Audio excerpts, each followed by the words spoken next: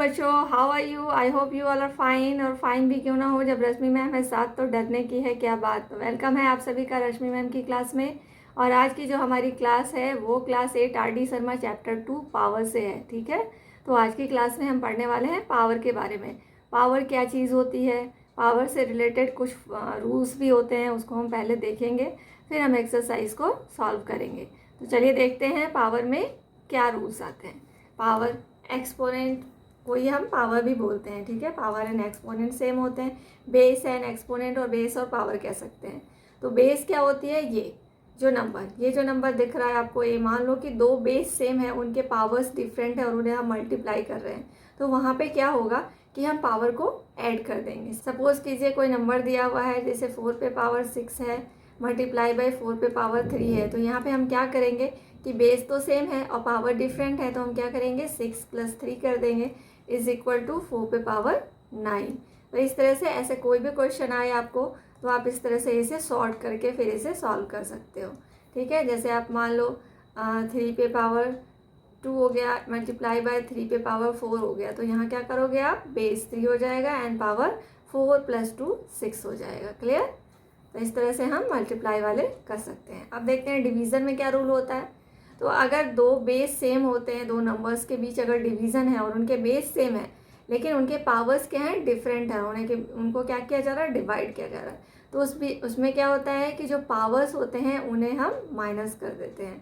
Suppose कीजिए कि 3 पे पावर 6 है डिवाइडेड बाई 3 पे पावर 2 हो गया, तो हम इसे क्या करेंगे 3 पे power 6 - 2 is equal to what, 3 पे पावर 4। दिस इज आंसर, ये आंसर हो जाएगा। ऐसे हम सॉल्व करेंगे, ऐसे कोई भी क्वेश्चन आएंगे तो इस तरह से हम इसे सॉल्व करेंगे। तो समझ गए डिवीज़न में क्या होता है।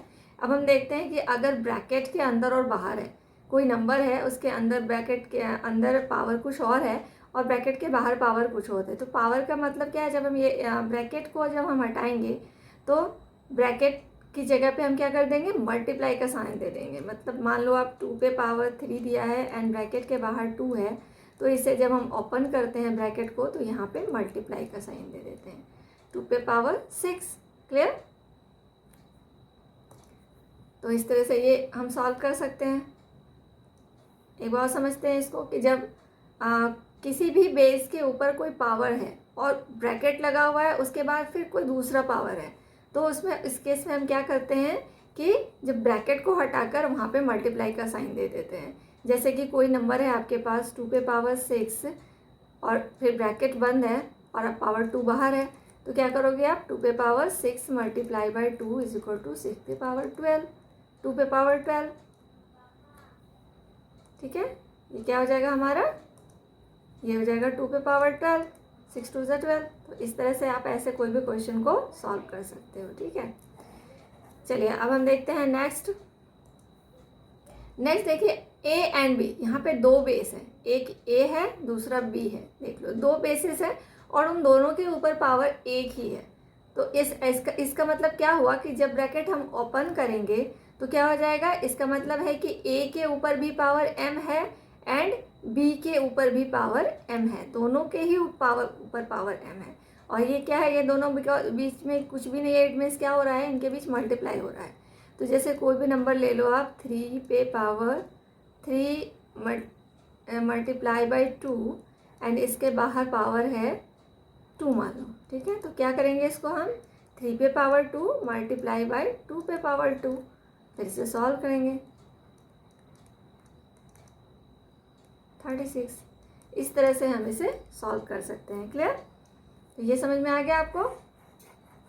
ब्रैकेट वाले में क्या होता है, अब देखना है कि ब्रैकेट में अगर बेस डिवाइड हो रहा हो, यहाँ पे तो क्या हो रहा था, बेस मल्टीप्लाई हो रहा था, लेकिन ये क्या है, power of quotient rules. Quotient rules में क्या होता है, ये प्रोडक्ट्स का रूल था। कोसेंट में मतलब कि दो बेस डिवाइड हो रहे हैं और दोनों पे सेम पावर है, तब क्या होता है कि इसका मतलब ब्रैकेट का मतलब हो गया, ये जो m है वो a के ऊपर भी है और b के ऊपर भी है, तो हम ब्रैकेट को जैसे ही हटाएंगे तो a के ऊपर पावर आ जाएगी और b के ऊपर भी पावर आ जाएगी। सपोज कर लो कोई नंबर 2/3 टू दी पावर 3, तो इसका मतलब जब हम ब्रैकेट ओपन करेंगे तो 2 के ऊपर पावर 3, 3 के ऊपर पावर 3, तो इसको भी सॉल्व कर लो, इसको भी सॉल्व कर लो, हो जाएगा। तो ऐसे हम कर सकते हैं। नेक्स्ट स्टेप है हमारा zero exponent rule. Zero exponent rule क्या होता है कि किसी भी बेस के ऊपर अगर पावर ज़ीरो होती है तो उसकी वैल्यू 1 होती है, चाहे वो कितना भी बड़ा नंबर हो। आप ले लो 1000, लाख, कुछ भी ले लो,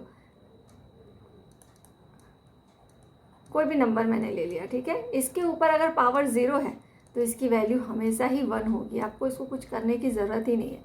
ये क्या हो जाएगा, डायरेक्टली 1 हो जाएगा। निगेटिव एक्सपोनेंट रूल, अब निगेटिव एक्सपोनेंट रूल क्या होता है कि किसी भी बेस के ऊपर पावर अगर निगेटिव के फॉर्म में है तो बेस को हम क्या करते हैं, रेसिप्रोकल कर देते हैं और उसके ऊपर पावर में पॉजिटिव फॉर्म में आ जाती है। जैसे आप मान लो 3 पे पावर -2, ठीक है, तो 3 पे पावर -2 है। अब हम क्या करेंगे, 1/3 को रेसिप्रोकल कर लिया हमने, तो इसके ऊपर पावर जो है वो पॉजिटिव फॉर्म में आ जाती है। ये सारी चीज़ें आपको याद रखनी पड़ेगी, ठीक है। तो ये हो गया आपका 3 पे पावर -2 का 2 हो गया, बिकॉज हमने क्या किया, ए को यानी कि 3 को रेसिप्रोकल कर दिया। इसलिए ऐसा कोई भी नंबर हो, जैसे आप कोई भी और नंबर एक और लेकर एग्जांपल लेकर देख सकते हो। जैसे हम ले लेते हैं 6 पे पावर -3, ठीक है, तो ये क्या हो जाएगा, 1/6 पावर 3। क्लियर। नेक्स्ट क्वेश्चन देखते हैं क्या है, fractional exponent rule. Fractional exponent rule क्या होता है कि जब ए के ऊपर जो पावर है वो डिवीज़न के फॉर्म में है, तो इसको हम कैसे लिखेंगे, ए के ऊपर पावर m/n है, m/n जब होता है तो n क्या चला जाता है, इधर रूट के फॉर्म में चला जाता है।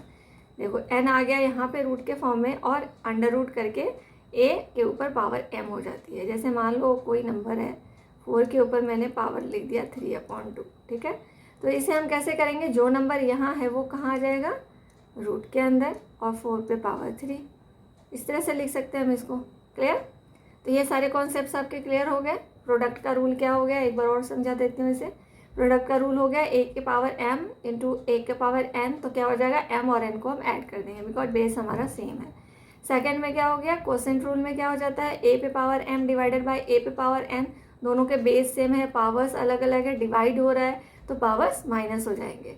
Power of a power rule, power के ऊपर अगर पावर होता है तो कौन सी रूल अप्लाई होती है, a पे पावर m एंड अन ब्रैकेट के बाहर n, तो इन दोनों को हम मल्टीप्लाई कर देते हैं, पावर को मल्टीप्लाई कर देते हैं। Power of a product rule, product का क्या रूल है कि जब दो बेसिस में मल्टीप्लाई होकर दोनों के ऊपर सेम पावर है तो इनको हम अलग अलग करके दोनों पे पावर शो कर देते हैं, फिर इसे सॉल्व कर लेते हैं। Power of quotient rule, power of quotient rule क्या होता है, a/b, दो बेसिस अलग अलग बेस हैं, डिवाइड हो रहा है और उनके ऊपर एक ही पावर है, तो इनको हम अलग अलग पावर में शो करके डिवाइड करके फिर सॉल्व करते हैं। नेक्स्ट जीरो एक्सपोनेंट रूल, ये मैंने बताया आपको कि कोई भी नंबर हो, कोई भी बेस हो, उस पर पावर अगर 0 होती है तो उसकी वैल्यू 1 होती है। क्लियर। निगेटिव एक्सपोनेंट रूल में क्या होता है, अगर कोई भी बेस के ऊपर माइनस के फॉर्म में पावर दिया हुआ है तो हम क्या करते हैं, बेस को रेसिप्रोकल कर देते हैं और फिर उसी नंबर के ऊपर जो है पावर आ जाता है पॉजिटिव के फॉर्म में, निगेटिव वहाँ से हट जाता है क्योंकि हमने बेस को रेसिप्रोकल कर लिया है। Fractional exponent rule, fractional exponent rule में क्या होता है, फ्रैक्शन कोई भी बेस के ऊपर अगर पावर डिवीज़न के फॉर्म में है, m/n है, तो n कहाँ जाता है, रूट के बाहर चला जाता है, और m नीचे वाला जो होता है वो रूट के बाहर चला जाता है और अंडर रूट के अंदर आ जाता है बेस और ऊपर वाला पावर। इस तरह से हम इसे सॉल्व करते हैं। चलिए, तो ये रूल्स आपको समझ में अगर आ गए अच्छे से तो आप इस चैप्टर को बहुत ही ईजीली सॉल्व कर सकते हो, कोई दिक्कत नहीं आएगी कहीं भी। चलिए देखते हैं हम चैप्टर एक्सरसाइज में क्या क्या है।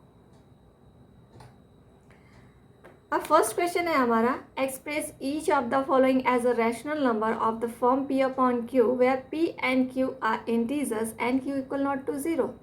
यहाँ पे p/q के फॉर्म में आपको इसको एक्सप्रेस करना है और जहाँ की q जो है वो 0 नहीं होगा, यानी कि डेनोमिनेटर 0 नहीं होगा, वो तो नहीं होगा।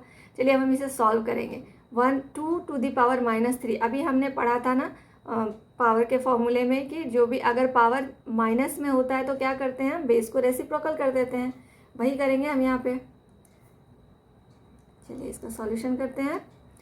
2/-3 है तो क्या हो जाएगा, हम बेस को रेसिप्रोकल कर देंगे और पावर पॉजिटिव में आ जाएगा। अब हमारा क्या हो गया, ये 1/2 इंटू 2 इंटू 2, तो ये क्या हो जाएगा 1/2, 2 × 4, 4 × 8, ये आ गया आपका आंसर। चलिए सेकंड क्वेश्चन देखते हैं इसी तरह से। ये -4 है, ठीक है, -4 टू द पावर -2। तो इसको भी देख के आपको घबराने की बिल्कुल ज़रूरत नहीं है। पहले तो हम इसे 1 इसको रेसिप्रोकल कर लेंगे, तो पावर आ गया यहाँ पॉजिटिव के फॉर्म में। यहाँ साथ में निगेटिव है, ठीक है, कोई बात नहीं है, चलेगा साथ में। 1/-4 इंटू -4 क्या हो जाएगा ये 1/4, 4 से 16, माइनस माइनस तो प्लस हो गया ऑलरेडी। ये हो गया हमारा आंसर। क्लियर। अब देखते हैं नेक्स्ट क्वेश्चन। नेक्स्ट क्वेश्चन क्या है हमारा। अब देखिए ये तो रेसिप्रोकल में दिया ही हुआ है। आप बोलोगे ये तो रेसिप्रोकल में, आप क्या करें। अब ये रेसिप्रोकल में है तो फिर दोबारा से इसे रेसिप्रोकल कर देंगे। दोबारा से रेसिप्रोकल करेंगे तो क्या हो जाएगा, 3 ऊपर चला जाएगा। 3 ऊपर चला जाएगा तो पावर पॉजिटिव के फॉर्म में आ जाएगा। तो यहाँ क्या हो गया, 3 × 3 = 3 3 9। क्लियर। चलिए नेक्स्ट क्वेश्चन देखते हैं इस तरह से। 1/2 पे पावर क्या है -5। देखो ये भी अपॉन के फॉर्म में है, तो यहाँ भी आपको घबराने की बिल्कुल ज़रूरत नहीं है। यहाँ क्या है माइनस के फॉर्म में है, तो 1/2 को रेसिप्रोकल कर देंगे। रेसिप्रोकल करेंगे तो क्या हो जाएगा, 2 ऊपर चला जाएगा। 2 ऊपर चला गया और पावर पॉजिटिव के फॉर्म में आ गया। अब 2 को 5 टाइम्स मल्टीप्लाई करो,